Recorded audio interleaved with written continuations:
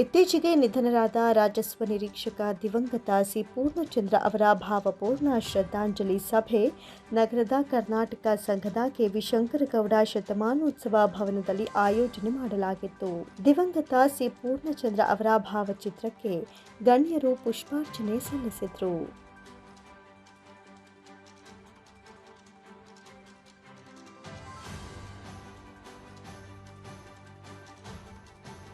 ಕೆಂಗೇರಿ ವಿಶ್ವ ಒಕ್ಕಲಿಗರ ಮಹಾಸಂಸ್ಥಾನ ಮಠದ ಶ್ರೀ ನಿಶ್ಚಲಾನಂದನಾಥ ಸ್ವಾಮೀಜಿಯವರು ಮಾತನಾಡಿ, ಒಬ್ಬ ವ್ಯಕ್ತಿಯ ಕೆಲಸ ಕಾರ್ಯಗಳ ಬಗ್ಗೆ ಮೆಚ್ಚುಗೆಯ ಮಾತನಾಡಿದರೆ ಆ ಮೆಚ್ಚುಗೆಯ ಮಾತುಗಳು ಆತನನ್ನು ಬೆಚ್ಚಗೆ ಇಡುತ್ತೆ, ಕ್ರಿಯಾಶೀಲಗೊಳಿಸುತ್ತೆ, ಸಮಾಜಮುಖಿಯನ್ನಾಗಿ ಮಾಡುತ್ತೆ, ಸಮಾಜದ ಬಗ್ಗೆ ಯೋಚನೆ ಮಾಡುವ ಶಕ್ತಿ ತುಂಬುತ್ತೆ. ಸಾಮಾನ್ಯವಾಗಿ ಕಂದಾಯ ಇಲಾಖೆಯಲ್ಲಿ ಎಲ್ಲರ ಬಗ್ಗೆ ಟೀಕೆ ಸಹಜವಾಗಿ ಇದ್ದೇ ಇರುತ್ತೆ. ಪೂರ್ಣಚಂದ್ರ ಅವರ ಕೆಲಸದ ಬಗ್ಗೆ ಟೀಕೆ ಟಿಪ್ಪಣಿ ಬರ್ತಾ ಇರಲಿಲ್ಲ. ಯಾವುದೇ ಕೆಲಸ ಆಗಬೇಕಾದ್ರೆ ಪೂರ್ಣಚಂದ್ರ ಅವರನ್ನ ನೋಡಿ ಅಂತ ಇದ್ರು. ಇದರ ಸೂಕ್ಷ್ಮತೆ ಸಂದೇಶ ಏನಂದ್ರೆ, ಇಲಾಖೆಯಲ್ಲಿ ಕೆಲಸ ಮಾಡಲು ಒಳ್ಳೆಯ ಅವಕಾಶ ಸಿಕ್ಕಿದೆ, ಬಡವ ಶ್ರೀಮಂತರಿಗೆ ಅನುಕೂಲ ಮಾಡಲು ಅವಕಾಶವಿದೆ ಎನ್ನುವ ಮನಸ್ಥಿತಿ ಪೂರ್ಣಚಂದ್ರ ಅವರಲ್ಲಿ ಇತ್ತು ಎಂದರು. ನನಗೀಗ ತಟ್ಟಂತ ನನ್ನ ಕಣ್ಣಲ್ಲಿ ನೀರು ಬಂತು. ನಾವು ಕೆಲಸ ಮಾಡುವಂತ ಸಂದರ್ಭದಲ್ಲಿ ಬಹಳ ಹೊರಟು ವರ್ತನೆ ಅಂತ ಅನ್ಸುತ್ತೆ ನಮ್ದು, ಅಂದ್ರೆ ಕೆಲಸದ ಸ್ಪೀಡ್ಗೋಸ್ಕರ. ಆದ್ರೆ ಎಷ್ಟೇ ಕೆಲಸವನ್ನು ಹೇಳಿದ್ರು ಕೂಡ ಪೂರ್ಣಚಂದ್ರ ಮುಖದಲ್ಲಾಗ್ಲಿ ಅಥವಾ ಅವರ ಬಾಡಿನಲ್ಲಾಗ್ಲಿ ಯಾವತ್ತೂ ವ್ಯತಿರಿಕ್ತವಾಗಿ ನಡ್ಕೊಂತಿರ್ಲಿಲ್ಲ. ನನಗೆ ಅನಿಸ್ತಾ ಇತ್ತು, ಅವ್ರನ್ನ ಕೆಣಕ್ಬೇಕು, ಏನು ಮಾತಾಡೋದಿಲ್ವಲ್ಲ, ಎಷ್ಟೇ ಬೈದ್ರು ಮಾತಾಡೋದಿಲ್ಲ, ಎಷ್ಟೇ ಸಿಟ್ ಮಾಡ್ಕೊಂಡ್ರು ಮಾತಾಡೋದಿಲ್ವಲ್ಲ ಅಂತ. ಕಂದಾಯ ಇಲಾಖೆಯಲ್ಲಿ ಬಹಳಷ್ಟು ಕಾರ್ಯದ ಒತ್ತಡ ಇರುತ್ತೆ ಅಂತ ನಮ್ಮ ADC ಅವರು ಹೇಳಿದ್ರು. ಆ ಒತ್ತಡದಲ್ಲೂ ಕೂಡ ಆತನ ಡಿಸಿಷನ್ ಏನಾಗಿತ್ತು, ಆ ಒಂದು ಪಾಲಿಸಿ ಏನಿತ್ತು, ಪರ್ಸನಲ್ ಪಾಲಿಸಿ ಏನಿತ್ತಪ್ಪ ಅಂದ್ರೆ, ನಮಗೆ ಏನೋ ಕಂದಾಯ ಇಲಾಖೆಯಲ್ಲಿ ಕೆಲಸ ಮಾಡುವಂತ ಒಂದು ಒಳ್ಳೆ ಅವಕಾಶ ಸಿಕ್ಕಿದೆ, ಇದು ಪೂರ್ವ ಜನ್ಮದ ಪುಣ್ಯ. ಯಾಕಂದ್ರೆ ಇದು ಒಂದು ಮದರ್ ಡಿಪಾರ್ಟ್ಮೆಂಟು. ಎಲ್ರು ಎಂತ ಶ್ರೀಮಂತರು ಕೂಡ ನಮ್ಮ ಹತ್ರ ಬರಲೇಬೇಕು, ಎಂತ ಬಡವನಿಗೂ ಕೂಡ ನಾವು ಸಹಾಯ ಮಾಡ್ಲಿಕ್ಕೆ ಅವಕಾಶ ಇದೆ. ಅದಕ್ಕೆ ನಾವೊಂದು ಒಳ್ಳೆ ಮನಸ್ಸಿನಿಂದ ಅವರಿಗೆ ನಿರ್ಣಯಗಳನ್ನ ಕೊಡೋಣ, ಅವ್ರ ಪರವಾಗಿ ಯೋಚನೆ ಮಾಡೋಣ.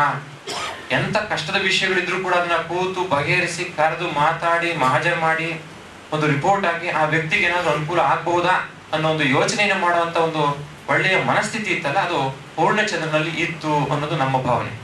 ಯಾವುದೇ ಒಬ್ಬ ವ್ಯಕ್ತಿಯ ಕೆಲಸ ಕಾರ್ಯಗಳನ್ನ ಮೆಚ್ಚುಗೆಯಿಂದ ಮಾತನಾಡಿದ್ರೆ, ಒಂದು ಸಣ್ಣ ಅವರೆಕಾಳು ಬೀಜಕ್ಕೆ ಭೂಮಿ ತಾಯಿ ಹೇಗೆ ಶಕ್ತಿಯನ್ನ ಕೊಡ್ತಾರೆ, ಎನರ್ಜಿಯನ್ನ, ಆ ಬೆಚ್ಚಗೆ ಅಂತ ಹೇಳ್ತೀವಲ್ಲ, ಬೆಚ್ಚಗಿಡೋದು ಅಂತ, ಹಾಗೆ ಯಾವುದೇ ಒಬ್ಬ ವ್ಯಕ್ತಿಗೆ ಮೆಚ್ಚುಗೆಯ ಮಾತುಗಳು ಅದನ್ನ ಬೆಚ್ಚಗಿಡ್ತವೆ.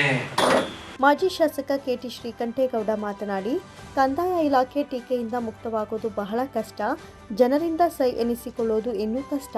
ಕೌಡ್ಲೆ ಮತ್ತು ಕೊಪ್ಪದಲ್ಲಿ ಕರ್ತವ್ಯ ನಿರ್ವಹಿಸಿದ ಪೂರ್ಣಚಂದ್ರ ಸೇವಾವಧಿಯಲ್ಲಿ ದಾಖಲೆಗಳನ್ನು ಮಾಡಿದವರು. ಬೆಳಗ್ಗೆಯಿಂದ ಸಂಜೆಯವರೆಗೆ ಲವಲವಿಕೆಯಿಂದ ಚೈತನ್ಯವಾಗಿ ಕೆಲಸ ಮಾಡುವ ಅತ್ಯಂತ ಅಪರೂಪದ ಅಧಿಕಾರಿಯಾಗಿದ್ರು ಎಂದರು. ಇದು ಅತ್ಯಂತ ನೋವು ತರುವ, ಹೃದಯ ಕಲಕುವ ಸಂದರ್ಭ ಮತ್ತು ಸನ್ನಿವೇಶ. ಬಹಳ ಕಿರಿಯ ವಯಸ್ಸಿಗೆ ಸರ್ಕಾರದ ಒಬ್ಬ ನೌಕರನಾಗಿ ಜವಾಬ್ದಾರಿ ಹೊತ್ಕೊಂಡಂತ ಪೂರ್ಣಚಂದ್ರರವರು ಹುಟ್ಟಿದ್ದು ಮದ್ದೂರು ತಾಲೂಕಿನ ಯಮನಹಳ್ಳಿ. 75 ಮೇ ತಿಂಗಳ 20ನೇ ತಾರೀಕು ಹುಟ್ಟಿದ ಅವರು 50 ವರ್ಷದ ಹಾದಿಯಲ್ಲಿ ಇದ್ದವರು. ಈಗಾಗಲೇ 31 ವರ್ಷಗಳಷ್ಟು ಸುದೀರ್ಘ ಕಾಲ ಅತ್ಯಂತ ಯಶಸ್ವಿಯಾಗಿ, ಅದರಲ್ಲೂ ರೆವಿನ್ಯೂ ಇಲಾಖೆಯಲ್ಲಿ ಕಾರ್ಯವನ್ನು ನಿರ್ವಹಿಸಿ ಒಬ್ಬ ಜನಾನುರಾಗಿ ಅಧಿಕಾರಿಗಳಾಗಿದ್ದಂಥದ್ದು ಬಹಳ ಅಪರೂಪದ ಸಂಗತಿ. ನಮ್ಮ ಡಾಕ್ಟರ್ ಉಸ್ಕೂರು ಕೃಷ್ಣೇಗೌಡರು ಹೇಳಿದಾಗೆ, ರೆವಿನ್ಯೂ ಇಲಾಖೆ ದೂರುಗಳಿಂದ ಮುಕ್ತರಾಗೋದು ಬಹಳ ಕಷ್ಟ, ಜನರಿಂದ ಸೈ ಎನ್ಸ್ಕೊಳ್ಳುವಂಥದ್ದು ಇನ್ನೂ ಕಷ್ಟ. ಅವರ ಆರಂಭದ ಸೇವೆ ನಾಗಮಂಗಲ ಆದರೂ ನನ್ನೂರು ಮತ್ತು ಅಕ್ಕಪಕ್ಕ ಕೌಡ್ಲೆಯಲ್ಲೂ ಕೂಡ ಅವರು ಗ್ರಾಮ ಲೆಕ್ಕಾಧಿಕಾರಿಗಳಾಗಿದ್ರು. ಆಮೇಲೆ ನಮ್ಮೂರಿಗೆ, ನಮ್ಮ ಕೊಪ್ಪ ವೃತ್ತಕ್ಕೆ ರಾಜಸ್ವ ನಿರೀಕ್ಷಕರಾಗಿ ಬಂದವರು. ಅವರ ಇಡೀ ಸೇವಾವಧಿಯಲ್ಲಿ ದಾಖಲೆಗಳನ್ನು ಮಾಡಿದಂಥವ್ರು. ನನ್ನ ಶಿಷ್ಯ ಅರಳಿಕೆರೆಯವರು ಹೇಳ್ತಾ ಇದ್ರು,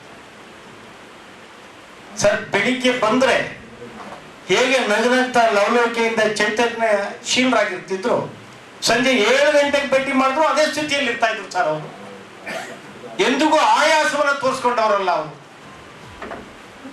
ತಮ್ಮ ನೋವನ್ನ ತೋರಿಸ್ಕೊಂಡವರಲ್ಲ. ಅಷ್ಟು ಲವಲವಿಕೆಯಿಂದ ಕೆಲಸ ಮಾಡುವಂತ ಅತ್ಯಂತ ಅಪರೂಪದ ಅಧಿಕಾರಿಗಳು ಪೂರ್ಣಚಂದ್ರ ಅವರಾಗಿದ್ರು ಅಂತ. ಅಪರ ಜಿಲ್ಲಾಧಿಕಾರಿ ಶಿವಾನಂದ ಮೂರ್ತಿ, ಉಪವಿಭಾಗಾಧಿಕಾರಿ ಶಿವಮೂರ್ತಿ, ಬಿಜೆಪಿ ಮುಖಂಡ ಅಶೋಕ್ ಜೈರಾಮ್, ಸರ್ಕಾರಿ ನೌಕರರ ಸಂಘದ ಅಧ್ಯಕ್ಷ ಕೆ ನಾಗೇಶ್, ಕಂದಾಯ ಇಲಾಖೆ ನೌಕರರ ಸಂಘದ ಅಧ್ಯಕ್ಷ ತಮ್ಮಣ್ಣಗೌಡ, ಎಸ್ಪಿ ಎಜುಕೇಷನ್ ಟ್ರಸ್ಟ್ ಕಾರ್ಯದರ್ಶಿ ಮೀರಾ ಶಿವಲಿಂಗಯ್ಯ ನುಡಿ ನಮನ ಸಲ್ಲಿಸಿದರು. ಕಂದಾಯ ಇಲಾಖೆ ಅಂತಂದ್ರೆ ಅವರಷ್ಟು ಶಾರ್ಪ್ ಆಗಿರ್ಬೇಕು, ಮತ್ತೆ ಅಷ್ಟು ಆ ಒಂದು ಸಮಸ್ಯೆಯನ್ನ ಸಾಲ್ವ್ ಮಾಡೋ ತರ ಇರಬೇಕು. ಅವರು ಎಲ್ಲರೂ ಕೂಡ ವಿಲೇಜ್ ಅಕೌಂಟೆಂಟ್ ಕೂಡ ಒಬ್ರು ಮಿನಿ ತಹಸೀಲ್ದಾರ್ ತರ ಇರ್ಬೇಕು ಅಂತಕ್ಕಂಥದ್ದು ಇರೋದ್ರಿಂದ ನಾವು ಮಾತುಗಳನ್ನ ಹೇಳ್ತಾ ಇರ್ತಿರ್ತಕ್ಕಂಥದ್ದು. ಅಂದ್ರೆ ನಾನು ಹೇಳ್ತಾ ಇರ್ತಕ್ಕಂಥ ಉದ್ದೇಶ ಇಷ್ಟೇ, ಅಷ್ಟು ಒತ್ತಡ ಇರುತ್ತೆ. ನಾನು ಅದನ್ನ ಕೇಳಿದೆ, ಊಟ ಮಾಡಿ ಕುಳಿತ ತಕ್ಷಣ ಡೆತ್ ಆದ್ರು ಅಂತಂದ್ರೆ ಏನ್ ಊಟ ಮಾಡಿದ್ರು ಅಂತ ಕೇಳಿದೆ. ಅವ್ರು ವೆಜ್ ಊಟ ಅಂತೀನಿ ಅಂದ್ರೆ ಏನೋ ಸಿಂಪ್ಟಮ್ಸ್ ಇದ್ದೇ ಇರುತ್ತೆ. ಹಾರ್ಟ್ ಅಟ್ಯಾಕ್ ಸಡನ್ ಯಾವುದೇ ಕಾರಣಕ್ಕೂ ಆಗಲ್ಲ. ನಾನು ಓದಿರೋ ಪ್ರಕಾರ, ಕೇಳಿರೋ ಪ್ರಕಾರ, ನಾನು ನೋಡ್ತಾ ಇರೋ ಪ್ರಕಾರ ಆ ಸಿಂಪ್ಟಮ್ಸ್ ಜನರಲ್ ಆಗಿ ಒಂದು ವಾರದ ಮುಂಚೆನೆ ಅದು ಗೊತ್ತಾಗ್ತಾ ಹೋಗುತ್ತೆ. ಅನೀಸಿನೆಸ್ ಇರ್ಬೋದು, ಮತ್ತೆ ಬೇರೆ ಬೇರೆ ಸಿಂಪ್ಟಮ್ಸ್. ಅದನ್ನ ಸಡನ್ ಯಾವ ರೀತಿ ಆಗುತ್ತೆ ಅನ್ನೋದು ಅಂತ ನಾನು ಹಲವಾರು ಬಾರಿ ನಾವು ಇವ್ರು ಬಂದಾಗ ಕೂಡ ನಾನು ಕೇಳಿದೆ. ಅದು ನಮ್ಮ ಮನೇನು ಕೂಡ ಇನ್ವಿಟೇಷನ್ ಕೂಡ ಬಂದಾಗ ಕೂಡ ಕೇಳಿದೆ. ಪೂರ್ಣಚಂದ್ರನವರನ್ನ ಎಂದು ನಿಜಕ್ಕೂ ಎಲ್ರಿಗೂ ಒಂದು ರೀತಿಯ ವಿಷಾದ, ದುಃಖ, ಮತ್ತೆ ಅವರು ಯಾಕೆ ಈ ರೀತಿ ಆಯಿತು ಅನ್ನೋ ಒಂದು ಪ್ರಶ್ನೆ ಎಲ್ಲರ ಮನಸ್ಸಿನಲ್ಲೂ ಕೂಡ ಮೂಡುತ್ತೆ. ನಾವು ಯಾವಾಗಲೂ ಕೇಳ್ಕೊಳ್ತೀವಿ, ದೈನ್ಯೇನ ಜೀವನಂ ಶೋಚೇನ ಮರಣಂ ಅಂತ. ತೀರ ದೀನವಾಗಿ ಇರೋ ಹಾಗೆ ಮಾಡಬೇಡ, ಮತ್ತೆ ತೀರ ಶೋಚನೀಯವಾಗಿ ಸಾಯೋ ಹಾಗೆ ಮಾಡಬೇಡ ಅಂತ ದೇವ್ರನ್ನ ಕೇಳ್ಕೊಳ್ತೀವಿ. ಹಾಗೆ ಆ ಎರಡರಲ್ಲೂ ಗೆದ್ದವರು ಪೂರ್ಣಚಂದ್ರರವರು. ಬಹಳ ಒಂದು ನಿಷ್ಠೆಯಿಂದ ಅವರ ಕೆಲಸವನ್ನ ಕಾರ್ಯತತ್ಪರರಾಗಿ ಆಸಕ್ತಿಯಿಂದ ಮತ್ತೆ ಒಂದು ಏಕಾಗ್ರತೆಯಿಂದ ಮಾಡಿದಂತಹ ಮಹನೀಯರು. ಇನ್ನೂ ಒಂಥರ ದಿಗ್ಭ್ರಮೆಯಿಂದ ಅವ್ರಿಗೆ ಬಂದಿಲ್ಲ. ಹೇಳ್ಬೇಕಂತ ಹೇಳಿದ್ರೆ ಪೂರ್ಣಚಂದ್ರ ಅವರು ನನಗೆ ಸುಮಾರು ಒಂದು 3-4 ವರ್ಷದಷ್ಟೇ ನನಗೆ ಪರಿಚಯ. ಆದರೂ ಕೂಡ ಅವರ ಈಗಾಗಲೇ ಸಾಕಷ್ಟು ಜನ ಇವತ್ತು ಹೇಳಿರುವಂತೆ, ಮತ್ತು ನಾವು ಕೂಡ ಇಲ್ಲಿ ಇಷ್ಟು ಸಂಖ್ಯೆಯಲ್ಲಿ ನೆರೆದಿರುವಂತಹದ್ದು ಯಾವುದಕ್ಕೆ ಸಾಕ್ಷಿ ಆಗ್ತದೆ ಅಂತ ಹೇಳಿದ್ರೆ, ಕಡಿಮೆ ಪರಿಚಯ ಇದ್ರೂ ಕೂಡ ಯಾವುದೇ ಒಂದು ಸಣ್ಣ ಸಮಸ್ಯೆ, ನನಗೆ ರೆವಿನ್ಯೂ ಮ್ಯಾಟರ್ಸೇ ಆಗಲಿ ಯಾವುದೇ ಆಗಲಿ, ಫಸ್ಟ್ ನಾವು ಆ ಇಲಾಖೆಯ ಹಿರಿಯ ಅಧಿಕಾರಿಗಳು ನೆನೆಸ್ಕೊಂತ ಇರಲಿಲ್ಲ. ನಾನು ಅವರು ಮದ್ದೂರಿನಲ್ಲಿ ಮೊದಲು CA ಕೆರೆ ಹೋಬಳಿನಲ್ಲಿ RI ಆಗಿತ್ತು. ಅದಾದ್ಮೇಲೆ ಇವಾಗ ಕೊಪ್ಪ ಭಾಗಕ್ಕೆ ಹೋಗಿತ್ತು. ನಾನು ಫಸ್ಟ್ ರೆವಿನ್ಯೂ ಮ್ಯಾಟರ್ ಅಂತ ಹೇಳಿದ ತಕ್ಷಣ ನೆನೆಸ್ಕೊಂತ ಇದ್ದು ಪೂರ್ಣಚಂದ್ರರವ್ರನ್ನ. ನಮ್ಮ ಕಂದಾಯ ಇಲಾಖೆಯಲ್ಲಿ 31 ವರ್ಷಗಳ ಕಾಲ ಸೇವೆ ಸಲ್ಲಿಸಿ ಯಾವುದೇ ಲೋಪ ಇಲ್ಲದೇನೆ, ಒಂದು ಸಣ್ಣದು ಒಂದು ತಪ್ಪಿಲ್ಲದೇನೆ ಕೆಲಸ ನಿರ್ವಹಿಸ್ತಾವ್ರೆ ಎಂದು ಅವರ ಪುಣ್ಯ ಅಂತ ನಾನು ಸಂದರ್ಭದಲ್ಲಿ ಇಚ್ಛೆ ಪಡ್ತಾ ಇದ್ದೀನಿ. ನಮ್ಮ ಕಂದಾಯ ಇಲಾಖೆಯಲ್ಲಿ ಎಷ್ಟು ಒತ್ತಡ ಅದ ಅಂದ್ರೆ, ನಾನು ನೈಟು ನಿದ್ದೆನೂ ಬರಲಿಲ್ಲ ಒಂದು ಸಂದರ್ಭದಲ್ಲಿ, ಅಷ್ಟೊಂದು ಒತ್ತಡ ಇದೆ. ಆ ಒತ್ತಡದಲ್ಲೇ ನಮ್ಮ ಪೂರ್ಣಚಂದ್ರ ಅವರು ಕೆಲಸ ಮಾಡಿ ಒಳ್ಳೆ ಹೆಸರನ್ನ ಪಡೆದವರಿಂದ ಅವ್ರ ಪುಣ್ಯ ಅಂತ ಹೇಳಿ ಸಂದರ್ಭಗಳಿಗೆ ಇಷ್ಟಪಡ್ತಾ ಇದ್ದೀನಿ. ಹಾಗೂ ಅವ್ರು ಮೊದಲೇ ಹೇಳಿದ್ರು, ನಮ್ಮ ಶ್ರೀಕಂಠೇಗೌಡರು ಹೇಳಿದ್ರು, ಮೌನಂ ಸಮ್ಮತಿ ಲಕ್ಷಣ. ಅವ್ರು ಎಲ್ಲೇ ಇರಲಿ ಅವ್ರು ಹೆಚ್ಚಿಗೆ ಮಾತಾಡ್ತಿರ್ಲಿಲ್ಲ, ಮೌನ ಕೆಲಸದಲ್ಲಿ ಮಾತ್ರ ಅವ್ರು ಹೆಚ್ಚಿನ ಒಂದು ಸಮವಹಿಸಿ ಕೆಲಸ ಮಾಡ್ತಾ ಇದ್ರು.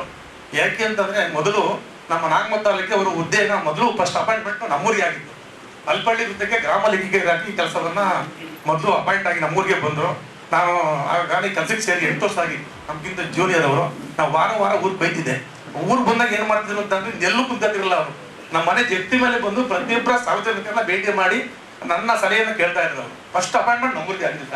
ಅಲ್ಪಳ್ಳಿ ವೃತ್ತಕ್ಕೆ ಕೆಲಸ ಮಾಡ್ತಾ ಇದ್ರು. ಹಂಗಾಗಿ ಅವರ ಮೌನಂ ಸಮ್ಮತಿ ಲಕ್ಷಣ ಅವರ ಮೊದಲನೇ ಒಂದು ಗುಣ. ತಾತ್ಕಾಲಿಕವಾಗಿ ಮರಣ ಹೊಂದಿದ್ದಾರೆ. ಬಹಳ ನೋವಾಗಿದೆ. ನಮ್ಮ ಸರ್ಕಾರಿ ನೌಕರ ಸಂಘ ಮತ್ತು ನಮ್ಮ ಒಂದು ಸರ್ಕಾರಿ ನಮ್ಮ ADC ಸಾಹೇಬ್ರು ಹೇಳ್ದಂಗೆ ನಮ್ಮ ಇಲಾಖೆ, ಕಂದಾಯ ಇಲಾಖೆಗೆ ಭಾಳ ತುಂಬದಷ್ಟು ನಷ್ಟ ಆಗಿದೆ.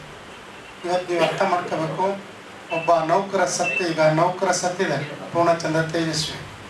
ಇಷ್ಟು ಜನ ಬಂದು ಅವ್ರನ್ನ ಶ್ರದ್ಧಾಂಜಲಿ ಸಭೆಗೆ ಭಾಗವಹಿಸಿ ಅವರ ಸೇವೆಯನ್ನು ಸ್ಮರಿಸ್ತಾ ಇರ್ತಕ್ಕಂಥದ್ದು, ಆ ನೌಕರನ ಸರಳತೆ, ಪ್ರಾಮಾಣಿಕತೆ, ಅವರ ನಿಷ್ಠೆ ಎಷ್ಟಿದೆ ಜನಸಾಮಾನ್ಯರಿಗೆ ಅವರ ಸೇವೆಯಲ್ಲಿ ಏನೇನು ಕೆಲಸ ಮಾಡಿದ್ದಾರೆ ಅಂತಕ್ಕಂಥದ್ದು ಇವೆಲ್ಲ ತಮಗೆ ಗೊತ್ತಾಗುತ್ತೆ. Mandya taluk tahsildar Shivakumar Biradar, V K Jagadish, Ravish, doctor Huskur Krishnegowda, M B Ramesh, M C Bhaskar ಹಾಗೂ ದಿವಂಗತ ಸಿ ಪೂರ್ಣಚಂದ್ರ ಅವರ ಸ್ನೇಹಿತರು, ಸಹೋದ್ಯೋಗಿಗಳು, ಕುಟುಂಬ ವರ್ಗದವರು ಹಾಜರಿದ್ದರು.